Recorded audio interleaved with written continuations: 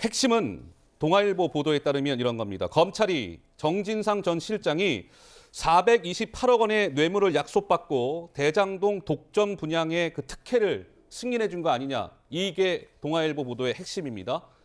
그 속으로 이제 들어갑니다. 자, 정진상 전 실장이 받고 있는 혐의는 크게 네 가지. 뇌물, 부패방지법, 증거인멸 교사, 부정처사후 수뢰 혐의, 뇌물 약속받은 거 아니냐 그거죠. 그래서 저 부정처사후 수뢰 혐의와 관련해서 정진상 전 실장이 428억 천화동인 1호 지분 얘기 또 나오는 거예요. 428억 뇌물을 약속받은 대가로 대장동의 독점 분양 등 각종 특혜를 제공해 줬다라고 검찰이 보고 있다는 거고요. 그렇다면은 자, 정진상 공소장을 한번 볼까요? 2016년 11월에 유동규가 용적률 상향 및 임대주택 용지 비율 축소 등을 누구한테 요청한다?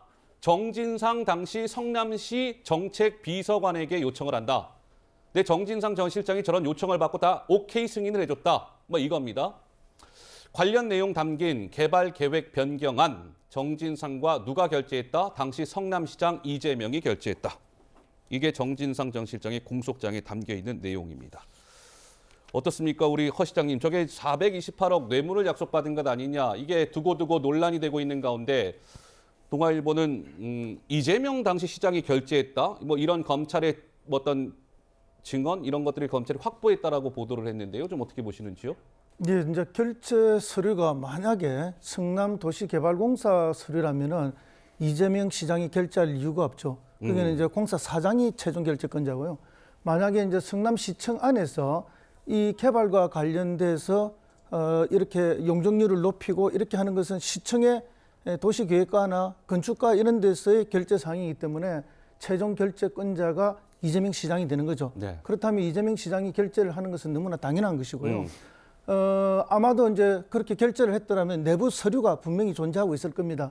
검찰이 그걸 확보했다는 이야기고요. 예. 다만 이제 저렇게 변경을 해주거나 높여주는 것이 어떤 법에 위반되는 것인가, 아니면 시에서 담당 공무원들이 판단해서 타당성이 있다고 판단하는 합당한 일인지 이거에 대한 판단이 남아 있는 것이죠. 예, 그래서 예. 이제 검찰에서는 이것을 특혜라 보는 것이고, 만약에 이제 이재명 대표 측이나 정진상 씨 측에서는 특혜가 아니라 정당한 업무 집행이다 이렇게 이야기할 수 있는 것이죠. 예. 예, 거기에 대한 판단은 결국 법원이 하게 될 텐데요. 수많은 민간 개발 사업자들이 있습니다. 네. 지금 대한민국의 공적인 개발 사업자는 LH공사나 SH공사, 경기개발공사 같은 이런 공사들이 있고요. 예. 그 외에 대부분은 민간에서 다 하고 있는데 이 수많은 민간인들이 개발하고 있는 개발 사업이 전국 각국에서 이루어지고 있는데 그때 해줬던 여러 그 기준들하고 이것과의 사이에서 특별한 다른 모순점이 있다면은 아마 법원은 특혜라 판단할 것이고 네. 그렇지 않고 대부분의 현장에서 일어나고 있는 일반적인 일이라 생각한다면은 법원은 뭐 재량권 범위 내라 이렇게 판단하지 않을까 생각됩니다. 자, 지금 우리 허 시장님이 중요한 말씀을 주셨습니다. 당시 성남시장은 이재명 시장이었기 때문에 당시 시장이 결재하는 건 너무나 당연한 일이다. 다만 이 대장동 일당들에게 줬다라고 보는 저 특혜라는 것이 실제로 불법적인 특혜가 있었는지 이 부분이 중요하다. 이런 말씀이신 것 같은데 한번 제가 보겠습니다. 이 5가지 특혜라는 게요. 검찰은 이렇게 보고 있어요. 2015년 2월에 화천대유의 요구사항을 그대로 반영한 공모지침서를 작성 및 공고했다. 두 번째, 편파 심사를 통해 화천대유를 민간사업자로 선정했다. 세 번째, 수천억 원대 수익이 예상됨에도 성남도계검은 1,822억 원만 배당하고 나머지는 소위 몰아주기 방식으로 민간 사입자에게 배당했다. 화천대유가 대장동 부지 5개 블록을 수의계약 방식으로 받아가 아파트 분양 사업을 독식하도록 했다. 민간 사업자 이익 극대화를 위한 용적률 상향 및 이런 등등의 승인 요청을 그대로 받아줬다. 이게 검찰이 확보하고 있는 거거든요. 이 정도면 특혜입니까? 일반적으로 지자체에서 진행되어 오던 일입니까? 어떻습니까? 이것의 핵심은 또 이 5가지 특혜도 있지만은 초과 이익 환수 조항을 삭제한 것이죠.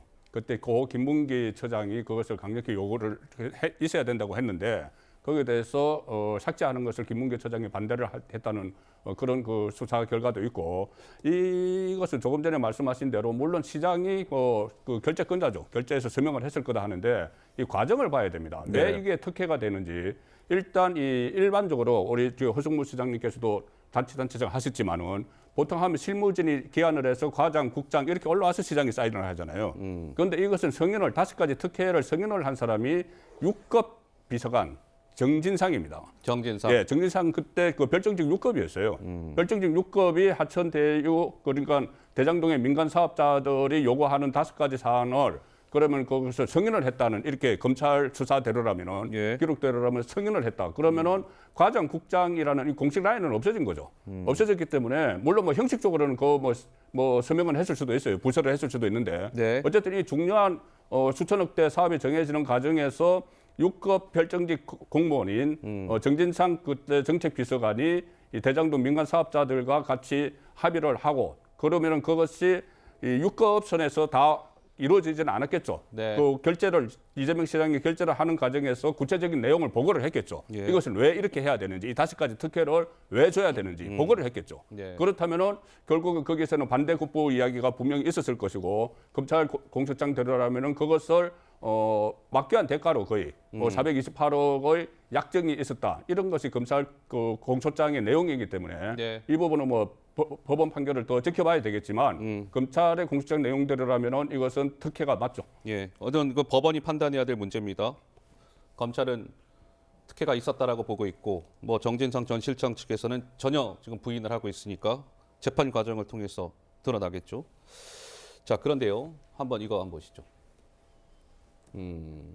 6년여 만에 확정된 뇌물 액수. 그러니까 이게 무슨 얘기냐면 김만배와 유동규가 2015년에 그러니까 김만배가 유동규한테 얘기한 것이 유동규를 거쳐서 정진상 전 실장한테 보고가 됐고 이 역시 이제 승인이 됐다 이런 얘기인데요. 김만배 씨가 2015년에 내 지분을 천화동인 1호에 내가 갖고 있는 지분을 늘려서 그 안에 이재명 측의 지분을 숨겨놓았다라고 얘기한 것이 유동규 거쳐서 정진상한테 들어갔다는 거예요.